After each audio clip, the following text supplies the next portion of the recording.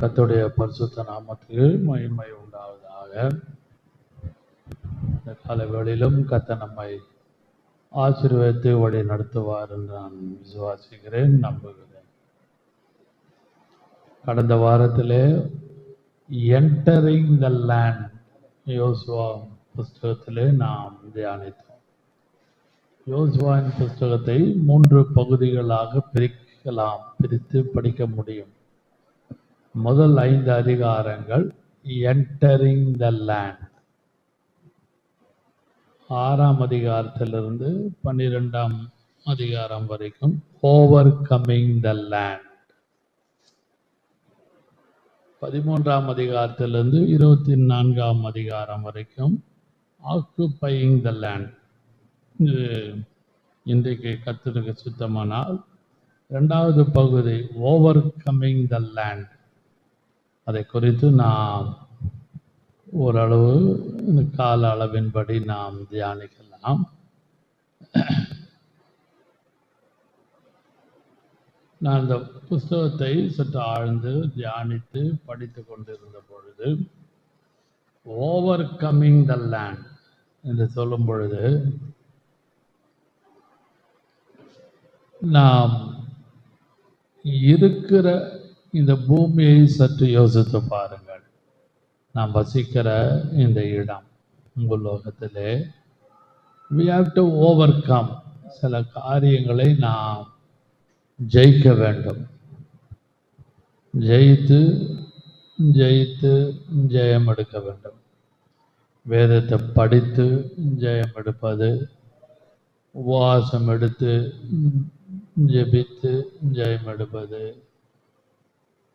பரிசுத்தமாய்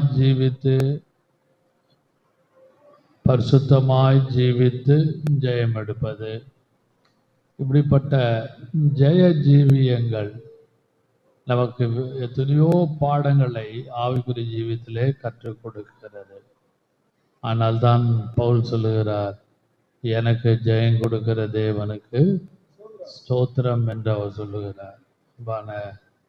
கர்த்தருடைய பிள்ளைகளே, இந்த வேளையிலும் இந்த 6ஆம் அதிகாரம், 7ஆம் அதிகாரம், 8ஆம் அதிகாரம், 9ஆம் அதிகாரம், 10ஆம் அதிகாரம், 11ஆம் அதிகாரம், 12ஆம் அதிகாரம், ஏறக்குறைய ஒரு 6 அதிகாரத்திலே நாம் பார்ப்போமானால் எப்படியெல்லாம் அவர்கள் ஜெயம் எடுத்தார்கள் அது எழுதப்பட்டிருக்கு. முதல் 5 அதிகாரங்கள் என்டரிங் த லேண்ட், அத வாக்குத்தத்தம் பண்ணப்பட்ட கானான் தேசத்துக்கு போகும்படியாக தேவன் ஆபிரகாம் மூலமாக சொல்லப்பட்ட அந்த வாக்குத்தத்தத்தை ஏறக்குறைய 400 வருஷங்களுக்கு பின்பு கர்த்தர் அதை நிறைவேற்றுகிறார்.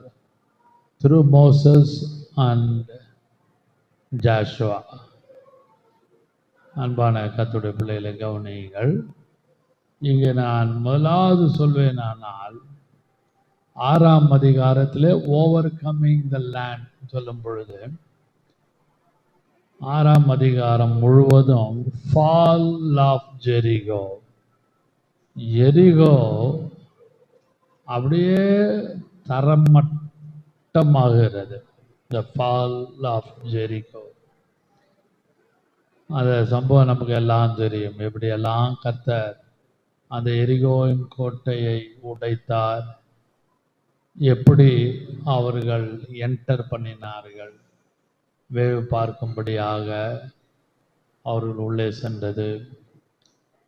அங்கே அந்த இடத்துல ஆகாப் என்கிற ஒரு ஸ்திரீயை அவருடைய வீட்டிலே இருந்தார்கள். பின்பு அவர்களை தப்பித்து வெளியே வருவதற்கு ஜன்னல் வழியாய் ஒரு சிவப்பு கயிற்றின் மூலமாக தேவர் லெட் டவுன், அவர்கள் கீழே இறக்கிவிடப்பட்டார்கள். இதெல்லாம் 6ஆம் அதிகாரத்திலே ஓவர் கம்மிங் த லேண்ட் என்ற விஷயத்திலே நாம் பார்ப்போமானால் 6ஆம் அதிகாரத்திலே பல விதமான காரியங்கள். பின்பு அவர்கள் எரிகோவை சுற்றி நடந்து 7 நாள் அப்படியே சுற்றி நடந்தார்கள். பின்பு அந்த எரிகோன் கோட்டை விழுந்தது. The fall of Jericho. 8ஆம் அதிகாரத்தை நாம் 7ஆம் அதிகாரத்தை பார்ப்போமானால் த சின் ஆஃப் ஏக்கன், ஆகானுடைய பாவம். ஆகானுடைய பாவம் அங்கே சொல்லப்பட்ட அந்த அதிகாரம் முழுவதும் அவன் விலையேறப்பெற்ற பொருட்களை அவன் மறைத்து வைத்திருந்தான். நீ அந்த யோசுவா 7ஆம் அதிகாரத்திலே பார்ப்போமானால் அவன் விலையேறப்பெற்ற சில பொருட்கள் அவன் கொண்டு வந்திருந்தான். அந்த ஜேர்னி, அந்த பிரயாணத்திலே போகும்பொழுது அது அவ்வளவும் சாபத்துக்கு உட்பட்ட ஒரு பொருளாக காணப்பட்டது. அதனாலே ஆகான் அழிக்கப்பட்டான்.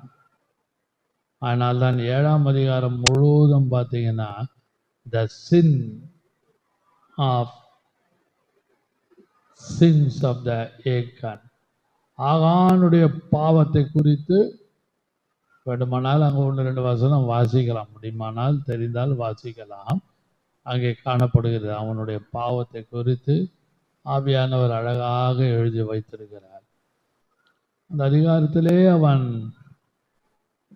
முதலாவது 6ஆம் அதிகாரத்திலே அவர்களுக்கு ஒரு ஜெயம் கிடைக்கிறது. Over coming the land Jericho. அதுவும் ஒரு விடுதலை தான். 7ஆம் அதிகாரத்திலும் ஆகான் மூலமாக சின், பாவத்தின் நிமித்தம் அங்கே கர்த்தர் சிட்சிக்கிறார். அதெல்லாம் நமக்கு நன்றாக தெரியும். அங்கேயும் இஸ்ரவேல் ஜனங்கள் யோசுவா மூலம் ஜெயம் எடுக்கிறார்கள். சின் ஆஃப் ஏக்கன், அவன் சாபத்தீடான எல்லா பொருட்களை எல்லாம் அவன் எடுத்து வைத்து கொண்டான். இதெல்லாம் யோசித்து பாருங்கள். 7ஆம் அதிகாரம் முழுவதும் படித்தால் நன்றாக வரும். 8ஆம் அதிகாரத்தை பார்ப்போமானால் த ஹோல் சாப்டர் அதை படித்தா 8ஆம் கேப்சர் அண்ட் டிஸ்ட்ரக்ஷன் ஆஃப், அந்த அந்த இடத்துல கேப்சர் அண்ட் டிஸ்ட்ரக்ஷன் ஆஃப் போட்டிருக்கோம். அது 8ஆம் அதிகார வாசிகள் முதலாவது வசனம். 8ஆம் அதிகாரம். அப்பொழுது கர்த்தர் யோசுவாவை நோக்கி, நீ பயப்படாமலும் கலங்காமலும் இரு. நீ யுத்த ஜனங்கள் யாவரையும் கூட்டிக் கொண்டு எழுந்து ஆயி பட்டணத்தின் மேலே போ. இதோ ஆயின் ராஜாவையும். கவனிங்கள், capture and destruction of Ai. ஆயி பட்டணத்தை கர்த்தர் அழிப்பதற்கு அவன் மூலமாக கிரியை செய்கிறார். Overcoming the land. ஆயின் ராஜாவையும் அவன் ஜனத்தையும் அவன் பட்டணத்தையும் அவன் நாட்டையும் உன் கையில ஒப்பு கொடுத்தேன். ஆமென். அவனிங்கள் நீங்க எல்லாம் பார்த்தீங்கன்னா ரொம்ப ஒவ்வொரு வசனத்தை நீங்க முதல் வார்த்தையை பார்த்தீங்கன்னா ஒப்பு கொடுத்தேன், கர்த்தர் ஒப்பு கொடுத்தார் என்று பாஸ்ட் டென்ஸ்ல இறந்த காலத்திலே எழுதப்பட்டிருக்கும். 9ஆம் அதிகாரம் முழுவதும் the deceit of கிபியோனைட்ஸ், அதாவது டிசைட் சொல்லும்பொழுது கிபியோனர்கள் இஸ்ரவேல் ஜனங்களை ஏமாற்றுகிறார்கள். the deceit of கிபியோனைட்ஸ். ஆவிக்குரிய ஜீவிதத்திலே நாம் முன்னேறி போகும் பொழுது நம்மை ஏமாற்றுகிறவர்களும் உண்டு.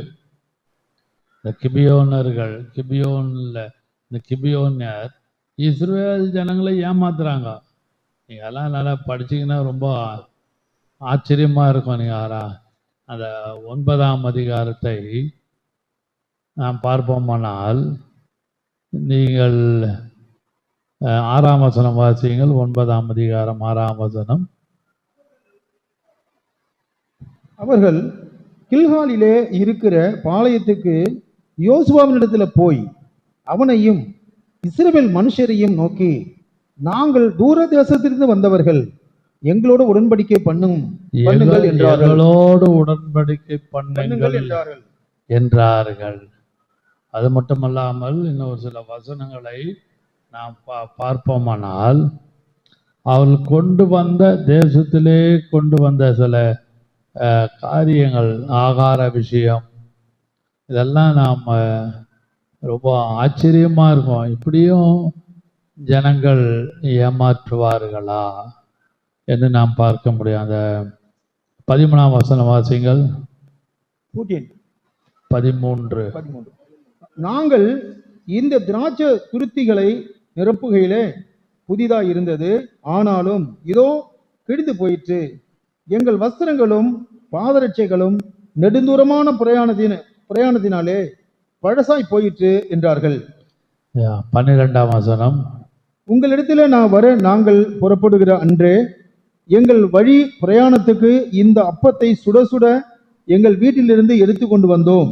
இப்பொழுது இதோ உலர்ந்து பூசணம் பூத்திருக்கிறது. அப்படியே கீழே நீங்கள் அதை 14 வாசிங்க.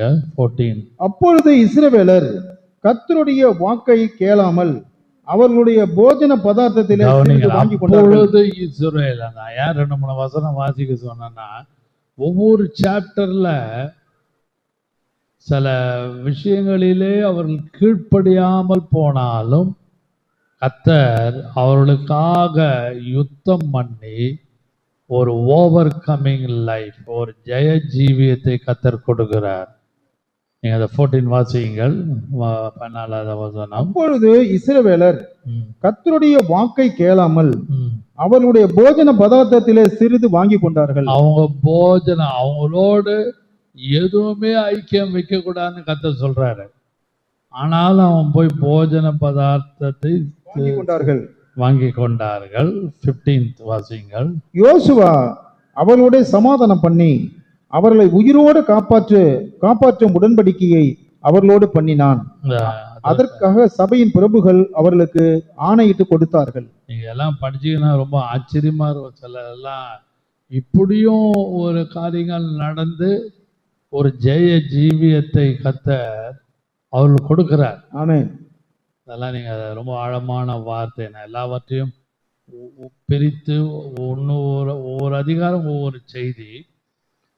10ஆம் அதிகாரத்துல பார்ப்போமானால், the defeat of the Amorites, 10ஆம் அதிகாரம் அமோரியர்களிடத்திலிருந்து வருகிற ஒரு விடுதலை. வாசிக்கலாம். 1வது வசனம். 10ஆம் அதிகாரம் 1வது வசனம். யோசுவா ஆயையை பிடித்து சங்காரம் பண்ணி எரிகோவுக்கும் அதன் ராஜாவுக்கும் செய்தபடி ஆயுக்கும் அதன் ராஜாவுக்கும் செய்ததையும், கிபியோனின் குடிகள் இஸ்ரவேலோடு சமாதானம் பண்ணி அவர்களுக்குள் வாசமாய் இருக்கிறதையும் எருசலேமின் ராஜாவாகிய அதோனி சேதேக் கேள்விப்பட்ட பொழுது, வாசிங்க, அப்படியே வாசிங்க. கிபியோன் ராஜதானி பட்டணங்களிலே ஒன்றை போல பெரிய பட்டணமும் ஆயை பார்க்கிலும் பெரிதுமாய் இருந்தபடினாலும் அதன் மனுஷர் எல்லோரும் பலசாலிகளாய் இருந்தபடினாலும் மிகவும் பயந்தார்கள். இந்த அதிகாரம் முழுவதும் ஒவ்வொரு, நான் சொன்ன மாதிரி 6ஆம் அதிகாரத்திலேருந்து ஒவ்வொரு அதிகாரத்தை வீட்டில் போய் படிச்சு பாருங்க. அந்த இடத்துல 10ஆம் அதிகாரம் முழுவதும் டிஃபீட் ஆஃப் த அமோரைட்ஸ், அமோரியர்கள் கையிலிருந்து கர்த்தர் இஸ்ரவேல் ஜனங்களை மீட்டெடுத்தார். அமோரியர்கள் தோற்று போகிறார்கள். அதிகாரம் முழுவதும் பொறுமையாக வாசித்து பார்க்க வேண்டும். அதான் உண்மையான key point. Joshua 11th chapter பார்ப்போமானால், அந்த இடத்துல யாபின், டிஃபீட் ஆஃப் த ஜாபின், 11ஆம் அதிகாரத்தில் அவர்கள் 11ஆம் அதிகாரம் அவர்கள் பெத்ரோனில் இருந்து இறங்குகிற வழியிலே, நான் சொல்றது கேட்டு வாசிங்க. யோசுவா 11ஆம் அதிகாரம் 1வது வசனம். யாபினுடைய அங்கே அவனை ஓவர் கம் பண்றாங்க. ஆச்சோரின் ராஜாவாகிய யாபின் அதை கேள்விப்பட்ட பொழுது அவன் மாதோனின் ராஜாவாகிய யோபீபினிடத்திற்கும் சிம்ரோனின் ராஜாவிடத்திற்கும் அக்சாபின் ராஜாவிடத்திற்கும் வடக்கே இருக்கிற மலைகளிலும் சின்ன கிண்ணரோத்துக்கு தெற்கே இருக்கிற நாட்டுக்கு புறத்திலும் சமபூமியிலும் மேற்கு எல்லையாகிய தோரிலும் இருக்கிற ராஜாக்களிடத்திற்கும். கவனிங்கள், முதல் 4-5 வசனம் வாசித்து பாரு. அந்த இடத்துல the defeat of the ஜாபின், யாபின் அந்த ராஜாவிட்ட இருந்து கர்த்தர் ஒரு விடுதலை கொடுக்க, அவன் தோற்று போறான்.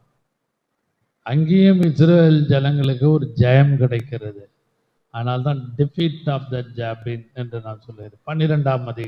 12ஆம் அதிகாரம் வாசிக்கும் பொழுது ராஜாக்கள், Kings, the kings are defeated by Moses and Joshua. 2 பேராலையும் 12ஆம் அதிகாரத்தில் நீங்க படிச்சு பாருங்க.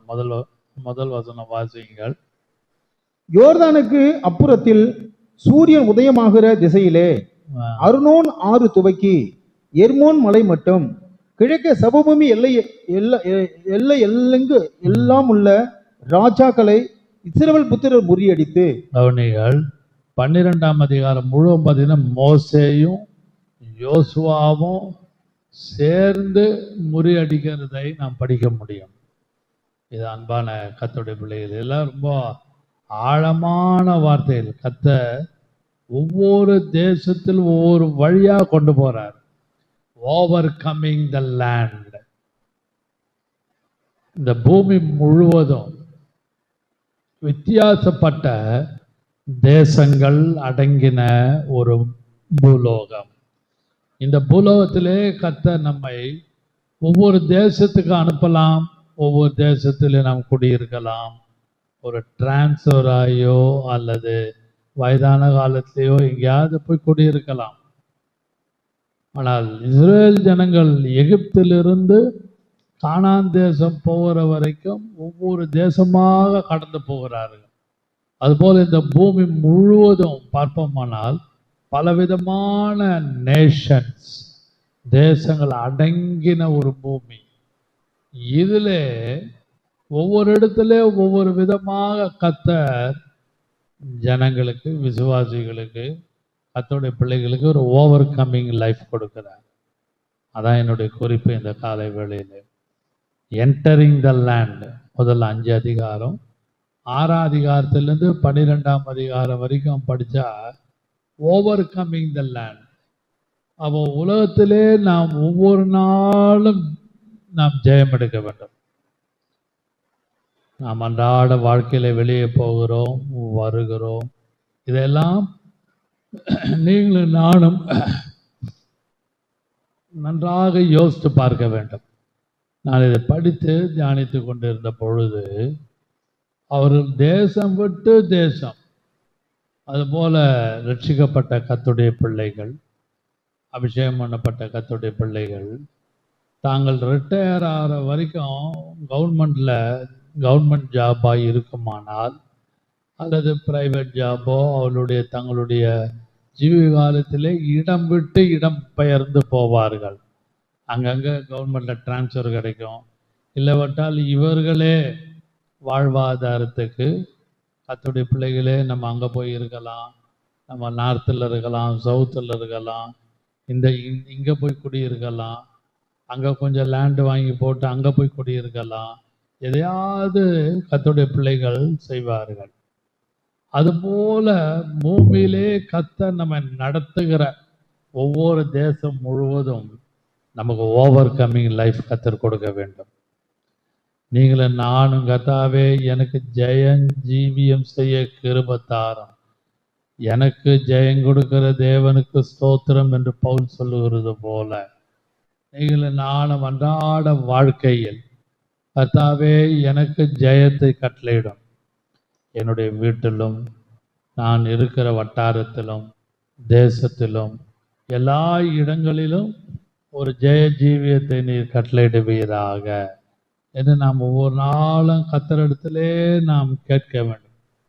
ஆனால் இந்த இஸ்ரவேல் ஜனங்களுக்கு பார்த்தீங்கன்னா ஒரு 7 விதமான கூட்டத்தார் அவர்களுக்கு விரோதமாகவே இருந்தார்கள். வேதம் சொல்லுகிறது, உன் வீட்டாரே உனக்கு சத்துரு என்று சொல்லுகிறது போல, அதுபோல 7 விதமான ஜனங்கள், ஜாதிகள் அவர்களுக்கு விரோதமாகவே காணப்பட்டார்கள். வாசிக்கலாம் ஆதியாகமம் யாத்திராமம் 23ஆம் அதிகாரம். இல்லாவிட்டால் முதலாவது வார்த்தை வசனம் ஆதியாகமம் 15ஆம் அதிகாரம் 20, 21 வாசிப்போமானால், Genesis 15th chapter verses 20 and 21. ஏத்தியரும் பெர்சியரும், ஏத்தியர், பெர்சியர், ரெப்பாமியரும், எமோரியரும், கானானியரும், கிர்காசியரும், எபூசியரும் என்பவர்கள் இருக்கிறதுமான இந்த தேசத்தை உன் சந்ததிக்கு கொடுத்தேன் என்றார். இவர்கள்லாம் இஸ்ரேல் ஜனங்களுக்கு ஒரு எதிராளிகள். இந்த 7 ஜாதிகளும் 7 சுபாவங்களை காண்பிக்கிறது. ஒவ்வொரு ஜாதிக்கும் ஒவ்வொரு ஆவிக்குரிய அர்த்தம் இருக்கிறது. அது ஒரு தனி சப்ஜெக்ட், அதுக்குள்ளே நான் போகவில்லை. ஆனால் ஆபிரகாமோடு தேவன் பேசும் பொழுது இப்படிப்பட்ட ஜாதிகள் அந்த தேசத்தில் இவர்களை நான் துரத்துவேன். யாத்திராம் 23ஆம் அதிகாரம் 32, 31 வாசிப்போமானால், யாத்திராம் 23, 32, 31 வாசிப்போமானால், அங்கேயும் அவர்களோடும் அவர்கள் தேவர்களோடும் உடன்படிக்கை பண்ணாது இருப்பாக. அவர்கள் உன்னை எனக்கு விரோதமாக பாவம் செய்ய பண்ணாதபடிக்கு உன் தேசத்திலே குடியிருக்க வேண்டாம். நீ அவர்கள் தேவர்களை சேவித்தால் அது உனக்கு கன்னியாயிருக்கும் என்றார். கன்னியாயிருக்கும். மறுபடியும் வாசியுங்கள். யாத்திராகமம் 23, 32, 33. அவர்களோடும் அவர்கள் தேவர்களோடும் நீ உடன்படிக்கை பண்ணாதிருப்பாயாக. உடன்படிக்கை பண்ண, மேக் நோ கவர்னன்ட். அவர்களோடு எந்த விதமான ஐக்கியம் இல்லாமல் இருப்பாயாக. 7 விதமான ஒரு கூட்டத்தார் இஸ்ரவேல் ஜனங்கள் ஜீவிக்கிற இடத்திலே இருந்தார்கள், கானான் தேசத்திலே. அதை கர்த்தர் ஃப்ரம் த பிகினிங் ஆபிரகாமோடு பேசி அதை 400 வருஷம் அடிக்கடியாக ஞாபகப்படுத்தி கிட்ட கானான் தேசத்துக்கு நெருங்க அடிக்கடியாக கர்த்தர் அதை ஞாபகப்படுத்தி கொண்டு வந்தார். நிறைய ஏராளம் வசனம் உண்டு. அல்லால் தான் சொல்ல யாத்திரா 30, 23, 32, 31 மேக் நோ கவர்னன்ட். எந்த விதமான அவளோடு உடன்படிக்கை பண்ணாத. பாலும் தேனும் ஓடுகிற தேசம்தான், ஃபெர்டைல் லேண்ட், நல்ல செழிப்பான ஒரு தேசம். ஆனால் அந்த தேசத்தில் யார் இருந்தார்கள்? இஸ்ரேல் ஜனங்கள் போவதற்கு முன்பாக கானானியர், எபூசியர், கிர்காசியர், ஏத்தியர், இப்படிப்பட்ட 7 விதமான ஜாதிகள் காணப்பட்டார்கள். அது 7 ஜாதிகள் எப்பவுமே ஒரு விரோதமாகவே இருந்தார்கள். ஆம் பிரியமானவர்களே, இந்த உலகத்திலே இருக்கிற வரைக்கும் நமக்கு ஒரு ஆப்போசிஷன் இருக்க தான் செய்யும். நன்றாக விளங்கிக் கொள்ளுங்கள். wherever we go, whatever we do, நமக்கு ஒரு ஆப்போசிஷன் இருந்துகிட்டே இருக்கும். எங்கே போனாலும் வந்தாலும் ஒரு எதிர்ப்பான சூழ்நிலை வீட்டிலும், ஊழியத்திலும், தனிப்பட்ட வாழ்க்கையிலும், நம்முடைய ஜீவிகாலம் முழுவதும் அது காணப்படுகிறது. யாத்திராகமம் 34ஆம் அதிகாரம் 12ஆம் வசனம், 15வது வசனம். எக்ஸோடஸ் சாப்டர் 34, 34, 12ஆம் வசனம், 15ஆம் வசனத்தை நாம் பார்ப்போமானால், நீ போய் சேருகிற தேசத்தின் குடிகளோடு, போய் சேருகிற தேசத்தில் குடியிருக்கும் போது உடன்படிக்கை பண்ணாதபடிக்கு எச்சரிக்கை. Don't make any covenant with them. பண்ணினால் அது உன் நடுவிலே கன்னியாயிருக்கும். அது உனக்கு it will become a snare unto you. It will become a snare unto you. உனக்கு அது கன்னியாக முடியும். அவர்களுடைய பலிபீடங்களை இடித்து அவர்கள் சிலைகளை தகர்த்து அவர்கள் தோப்புகளை வெட்டி போடுங்கள். கர்த்தருடைய நாமம் எரிச்சல் உள்ளவர் என்பது. கர்த்தர் இதெல்லாம் செய்ய சொல்றாரு, ஆனா அவங்க செய்யல. இப்போ நிறைய இடங்கள்ல 11ஆம் வசனம் வாசிங்க, அதே அதிகாரம் 11th verse. 11. இன்று நான் உனக்கு கட்டளை இடுகிறதை கைகொள். எமோரியரையும் கானானியரையும் ஏத்தியனையும் பெர்சியனையும் ஏவியனையும் எபூசியனையும் உமக்கு முன்பாக துரத்தி விடுகிறேன். 6-7 ஜாதிகளை உனக்கு முன்பாக துரத்தி விடுகிறேன்னா you have to do certain things. நீ இதெல்லாம் செஞ்சினா நான் உனக்கு இதெல்லாம் செய்வேன் கர்த்தர் சொல்றார். ஆனா இஸ்ரேல் ஜனங்கள் பல நேரங்களிலே சோர்ந்து போய் சோரம் போய் அவர்கள் கீழ்ப்படியாத நிமித்தம் அங்க கானானியர் எபூசியர் கிர்காசியர்லாம் சரியா ஓடலை, துரத்தி விடலை. கர்த்தர் வாக்கு கொடுத்தார். கர்த்தர் ஆபிரகாமோடு பேசினார், கர்த்தர் பிதாக்களோடு பேசினார். நீங்க நன்றா ஆபிரகாம் ஈசாக் யாக்கோபோடெல்லாம் கர்த்தர் கிரியை செய்தார். ஆனால் ஜனங்கள் அதை கைவிட்டார்கள், ஏற்றுக்கொள்ளவில்லை, பின்பற்றவில்லை. அது மட்டுமல்லாமல் 106ஆம் சங்கீதம் 36வது வசனத்திலே பார்ப்போமானால் Psalm 106 verse 36, 106ஆம் சங்கீதம் 36வது வசனத்திலே அங்கேயும் தேவன் அவர்களுடைய விக்கிரகங்களை சேவித்தார்கள். அவர்கள் விக்கிரகங்களை சேவித்தார்கள், விக்கிரகங்களை சேவிப்பார்கள், அவைகள் அவர்களுக்கு கன்னியாயிற்று. கவனிங்கள், அதாவது God is always against idol worship. விக்கிரக ஆராதனை செய்யாதிருப்பாயாக. வசனம் 10 கட்டளைகள்ல ஒண்ணு இருக்கா இல்லையா? நல்லா யோசிச்சு பாருங்க. 10 கட்டளைகள்ல என்ன ஒரு கட்டளை ரொம்ப முக்கியம்? கொலை செய்யாதிருப்பாயாக, விபச்சாரம் செய்யாதிருப்பாயாக சொல்லிட்டு வரும்பொழுது, அதுபோல விக்கிரக ஆராதனை செய்யாதிருப்பாயாக, அதுவும் ஒரு கட்டளை. இஸ்ரேல் ஜனங்கள் அதை பின்பற்றவில்லை. அதையாக நான் முக்கியப்படுத்துகிறேன். இந்த வசனத்துல மேக் நோ கவர்னன்ட். இந்த உலகத்திலே கத்த இந்த பூமியிலே இருக்கிற காலம் வரைக்கும், கத்த நம்ம வைக்கிற காலம் வரைக்கும் பலவிதமான தேசங்களுக்கு நாம் போய் வருவோம். பிஃபோர் ரிட்டையர்மெண்ட், டிரான்ஸ்ஃபர், இப்படிலாம் நடக்கும். அதுல கத்த நம்மை மிகவும் கவனமாக இருக்க சித்தம் கொள்ளுகிறார். இந்த உலகத்திலே இருக்கிற வரைக்கும் உலகத்தோடு ஒத்து போகாமல், உலக காரியங்களை பின்பற்றாமல், உலக காரியத்துக்குள்ளே கன்னிக்குள்ளே சிக்கிக் கொள்ளாமல் நீங்களும் நானும் பாதுகாக்க வேண்டும். அதனால்தான் இயேசு தன்னுடைய ஜெபத்துல சொல்றாரு. யோவான் சுவிசேஷம் 17ஆம் அதிகாரத்திலே வாசிப்போமானால் அங்கே ஒரு வார்த்தை இருக்கிறது, ஒருவனும் என் கரத்திலிருந்து பறித்து கொள்வதில்லை.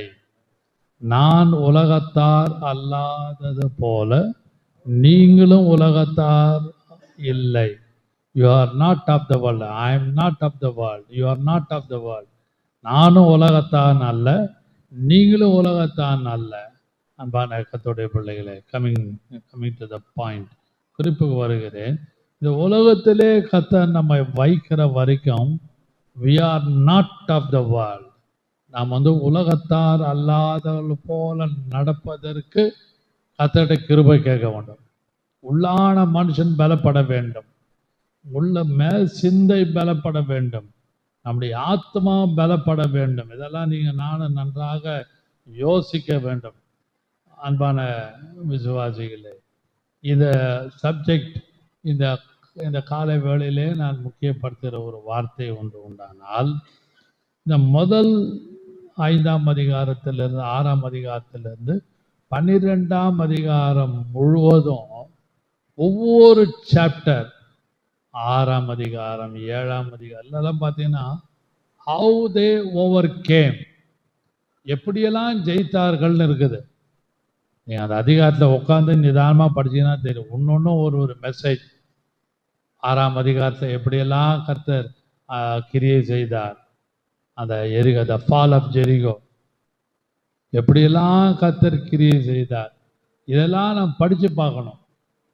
7ஆம் அதிகாரம், 8ஆம் அதிகாரம், 9ஆம் அதிகாரம், 10ஆம் அதிகாரம், 11ஆம் அதிகாரம், 12ஆம் 6-7 அதிகாரங்கள், 6 அதிகாரங்கள் ஹவு தே ஓவர் கேம், எப்படி ஜெயம் எடுத்தார்கள், அதெல்லாம் நீங்கள் படிக்கணும்.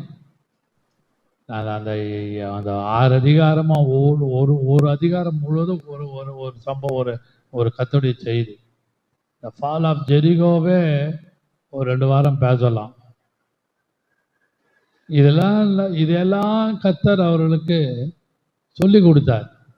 அதுக்கப்புறம் என்டரிங் த லேண்ட், நீ அந்த கானான் தேசத்திலே சுதந்திரிக்க போகும்பொழுது, என்டரிங் த லேண்ட், அதுக்கு முன்பாக இத்தனை விதமான தேசங்கள் இருக்கிறது. ஒரு 6 அதிகாரம் முழுவதும் தே ஓவர் கேம், இதெல்லாம் ஜெயிச்சாங்க. யாபின் ராஜாவை ஜெயிச்சாங்க, அது மட்டும் இல்லாமல் எரிகோவை ஜெயிச்சாங்க, அந்த ஆயி பட்டணத்தை ஜெயிச்சாங்க. ஆகான் ஒரு தடையாக இருந்தான், கர்த்தர் அவனை அப்புறப்படுத்தினார். இப்படிப்பட்ட ஒரு ஜெய ஜீவியத்தை கொடுத்தார் கர்த்தர் கீழ்ப்படியாத இஸ்ரவேல் ஜனங்களுக்கு. விசுவாசம் இல்லாத சந்ததியார், அன்பான கர்த்தருடைய பிள்ளைகளே, இந்த காலை வேளையிலே கீழ்ப்படியாத விசுவாசிகள் உண்டு, கீழ்ப்படியாத சந்ததி, ஆவிக்குரிய சந்ததிகள் உண்டு. ஆனாலும் கர்த்தர் தம்முடைய இரக்கத்து நிமித்தம், மனதுருக்கத்து நிமித்தம், தன்னுடைய அநாதி தீர்மானத்தினுடைய சித்தத்தின்படி அவர் நமக்கு ஜெய ஜீவியத்தை கர்த்தர் கொடுக்கிறார். கீழ்ப்படியாமல் இருக்கிறோம் உண்மைதான், விசுவாசியாமல் இருக்கிறோம் உண்மைதான். அவிசுவாசத்தினாலே வனாந்தரத்திலே அவர்கள் மடிந்து போனார்கள். வனாந்தரத்திலே இச்சித்தது போல என்ற வசனம் இருக்கிறது. அதுபோல ஒரு இச்சையும் அவிசுவாசமும் கீழ்ப்படியாமையும் முறுமுறுப்பும் எல்லாம் கலந்த ஒரு இஸ்ரவேல் ஜனங்கள். ஆனாலும் தேவன் தன்னுடைய சித்தத்தை அவர்களுக்குள்ளே நிலைத்து வர பண்ணினார், நிலை நிற்க பண்ணினார். அதனாலே இந்த கடைசி காலத்திலே கர்த்தர் நம்மையும் அவருடைய சித்தத்தை நமக்குள்ளே அவர் கொண்டு வருகிறார். ஆனால் இந்த வசனத்திலே சற்று யோசித்து படிப்போமானால், 1 யோவான் 5ஆம் அதிகாரம் 4ஆம் வசனத்தில் பார்ப்போமானால், 1 John chapter 5 verse 4, அதில் பார்க்கும் பொழுது பை ஃபெய்த், எல்லாமே பை ஃபெய்த், எல்லாமே விசுவாசத்தினாலே. 1 யோவான் 5ஆம் அதிகாரம், தேவனால் பிறப்பதெல்லாம் உலகத்தை ஜெயிக்கும், தேவனால் பிறந்ததெல்லாம் உலகத்தை ஜெயிக்கும், நம்முடைய விசுவாசமே உலகத்தை ஜெயிக்கிற ஜெயம். அவர் ஃபெய்த், நம்முடைய விசுவாசமே உலகத்தை ஜெயிக்கிற ஜெயம். ஆமென். மறுபடியும் வாசிக்கலாம். தேவனால் பிறப்பதெல்லாம் உலகத்தை ஜெயிக்கும், தேவனால் பிறப்பதெல்லாம் உலகத்தை ஜெயிக்கும். கவனிங்கள், தேவனால் பிறப்பதெல்லாம், எது எது தேவனுடைய சித்தத்தின்படி பிறந்திருக்கிறதோ, உலகத்திலே பிறப்பில் வந்திருக்கிறதோ எல்லாமே ஜெயிக்கும். இஸ்ரவேல் ஜனங்கள் அந்த ஆபிரகாம் அழைத்தது முதல் கானான் தேசம் வரைக்கும் 400 வருஷங்கள் பார்த்தீங்கன்னா, எகிப்திலிருந்து 400 வருஷம் அந்த அவர்கள் கர்த்தருக்கு கிரியை செய்து விடுதலை ஆக்கி கொண்டு வருகிறார். எல்லாரையும் கர்த்தர் ஜெயிக்க பண்ணார். அதை எப்படி எடுத்துக்கொள்வீங்கன்னு தெரியாது. இந்த வார்த்தையை கேட்டு பார்த்து கொண்டிருக்கிற கர்த்தருடைய பிள்ளைகளே, உங்களுடைய ஆவிக்குரிய ஜீவத்தை சற்று யோசித்து பாருங்கள். இஸ்ரவேல் ஜனங்களுடைய சைட், அவர்களுடைய பார்வை விசுவாசத்தின் பார்வையாக காணப்பட்டது.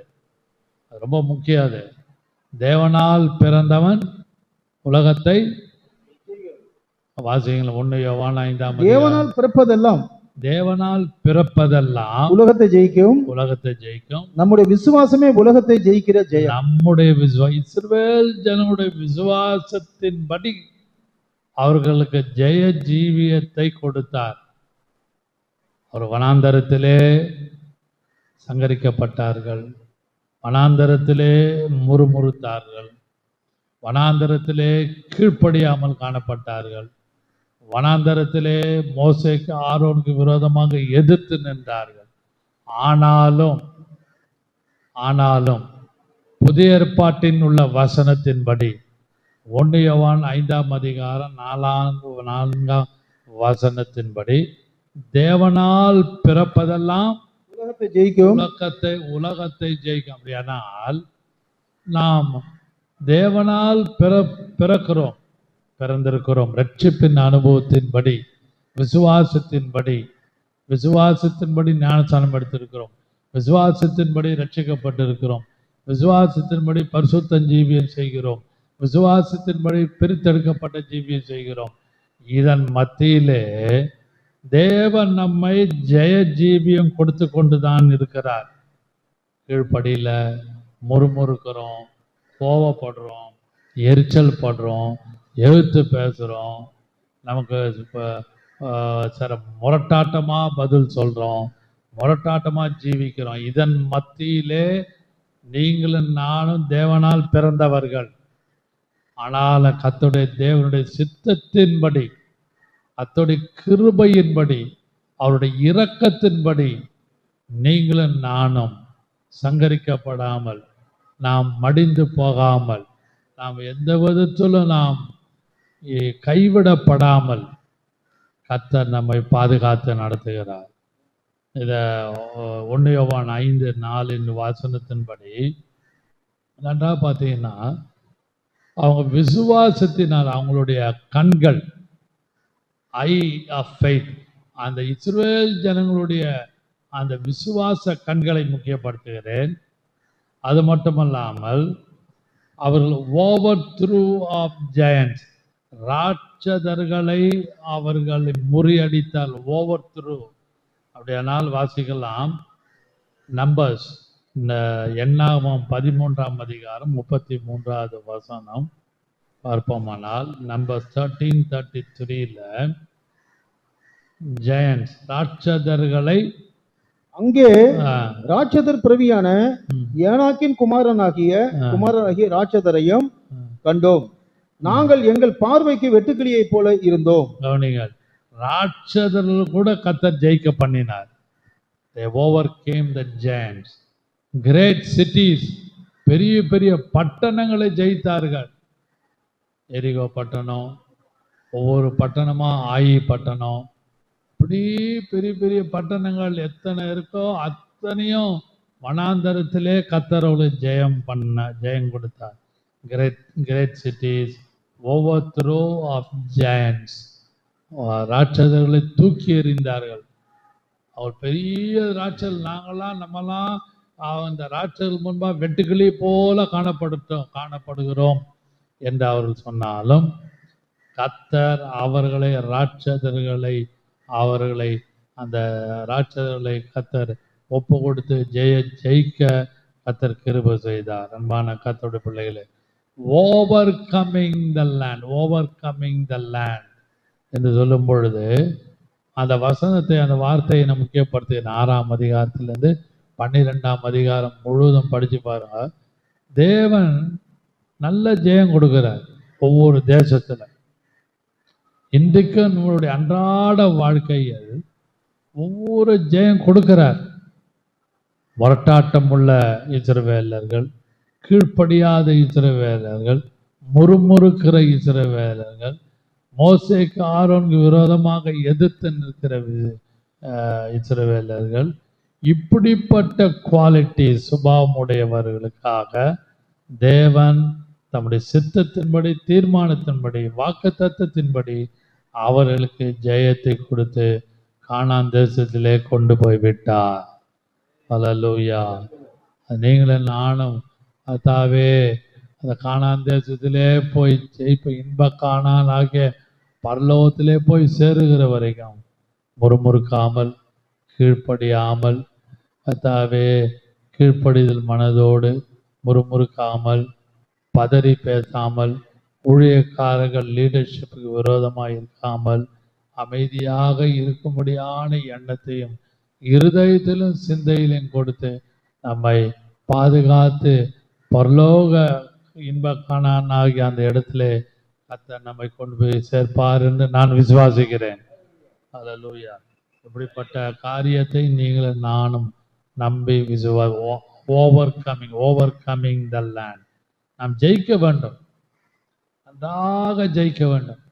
ஜெயஜீவி அவசியம். அது எப்படி அந்த ஓவர் கமிங் லைஃப் கிடைக்கும் என்றால் த்ரூ பைபிள் ரீடிங், த்ரூ அவர் ப்ரேயர் லைஃப், த்ரூ அவர் செப்பரேட்டட் லைஃப். அது மட்டுமல்ல, we are not of the world, உலகத்தார் அல்லாதது போல நீங்களும் நானும் இந்த உலகத்துக்கு உரியவர்கள் அல்ல என்பதை நினைத்து நாம் நடப்போமானால் கர்த்தர் நமக்கு வேண்டிய ஓவர் கமிங் லைஃபை கர்த்தர் கொடுப்பாராக. நாம் ஜெபம் பண்ணுவோம். அல்லேலூயா. விசுவாசத்தால் பிழைத்தோங்க, வீரபாதை காட்டினீரே. விசுவாசத்தால் பிழைத்தோங்க, வீரபாதை காட்டினீரே. வளர்ந்து கனி தரும் வாழ்வை விரும்பி வரம் வேண்டுகிறேன். வளர்ந்து கனி தரும் வாழ்வை விரும்பி வரம் வேண்டுகிறேன். திருப்பாதன் நம்பி வந்தே, கிருபை நிறை இயேசுவே, தமதன் பை கண்டடைந்தே, தேவ சமூகத்திலே தமதன் பை கண்டடைந்தே, தேவ சமூகத்திலே. ஆமென். விசுவாசத்தால் பிழைத்தோங்க. அப்படியானால் இஸ்ரவேல் ஜனங்களுக்கு அவிசுவாசம் இருந்தது, நெகட்டிவ் ஃபெய்த். ஆனாலும் விசுவாசத்திலே இந்த கிருபையின் காலத்திலே நீங்களும் நானும் செழித்தோங்க, பிழைத்தோங்க, வளருவதற்கு கர்த்தர் கிருபை கொடுத்து நம்மை வழி நடத்துவாராக. நாம் ஜெபம் பண்ணுவோம். அன்பின் பிதாவே, இந்த வேளையில் எங்களை தாழ்த்துகிறோம், எங்களை படைக்கிறோம். அநாத்தி தீர்மானத்தின்படி சுத்தத்தின்படி கூட இந்த வழி நடத்தி விசுவாசத்திலே நாங்கள் வளர எங்களுக்கு வேண்டிய கிருபையும் சமாதானத்தையும் கொடுத்து வளர இயேசுவின் நாமத்தில் பிதாவே. ஆமென்.